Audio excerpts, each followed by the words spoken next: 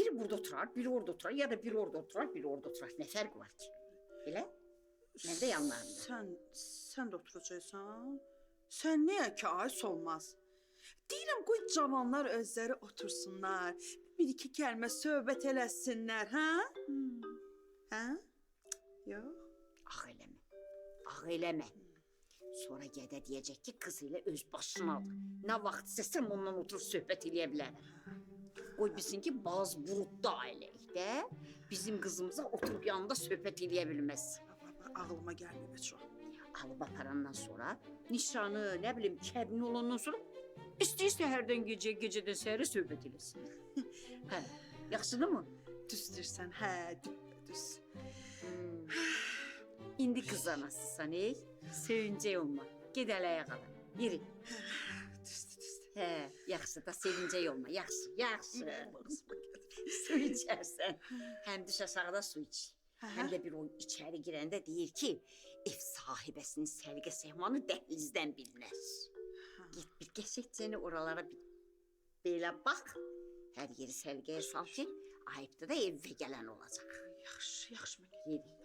Yeri, gülə-gülə. Bunu da ələ versəydim canım qutarardı.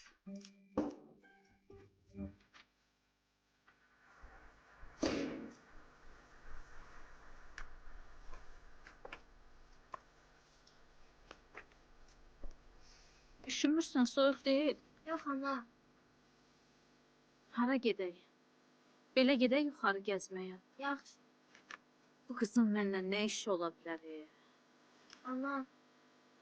Ana. Hə. Neyse dedi. Ay, yox, elə belə fikirləşirdim. Yenə də kurtkavın ağzını açıq saxlamısan. Ana qurban, ana sənə neçə dəfə desin. Evdən bayıra çıxanda ya özün bağla, ya da dinən ki, ana kömək elə bağla kurtkamı. Soyuq olar axı, mənim ağıllı balam. Yaxşı, ana. Xəstələndən sonra yaxşı deməyin mənası nədir? Bax, xəstələnsən, keçən dəfəki kimi həkim gələcək üstüvə. Əlvi ver.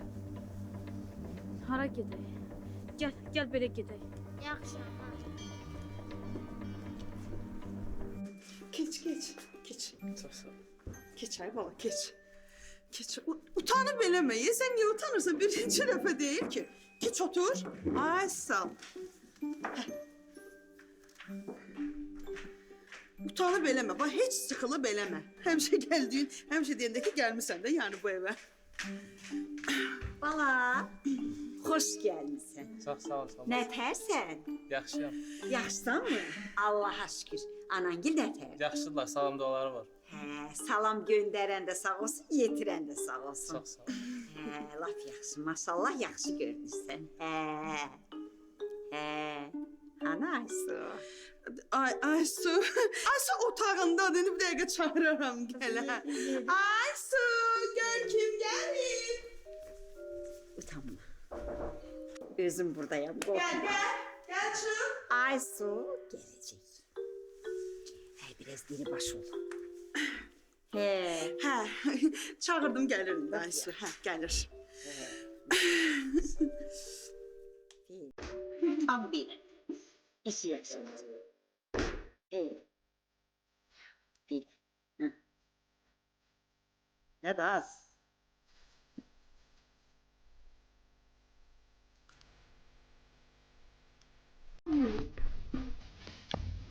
Ne diyorsun? Nasıl?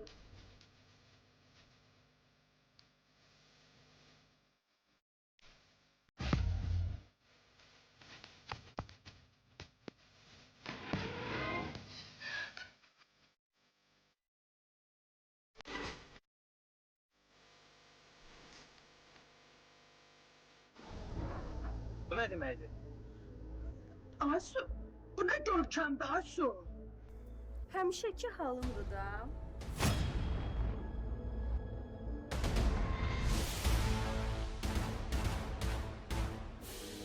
Aysu, bu nə hərəkət edirsən, ha? Bu nə geyim keçim deyil. Hayır deyəsən. Bu qız mənim qardaşımı ağladır. Uşağı var. Necə? Uşağı var. Əlbəttə uşağı var. Hərdən özümü öldürmək istəyirəm. Bax, o qədər yorulmuşam. Nə danışırsan Əsmər? Bəs evdar? Elə şey olur Əsmər.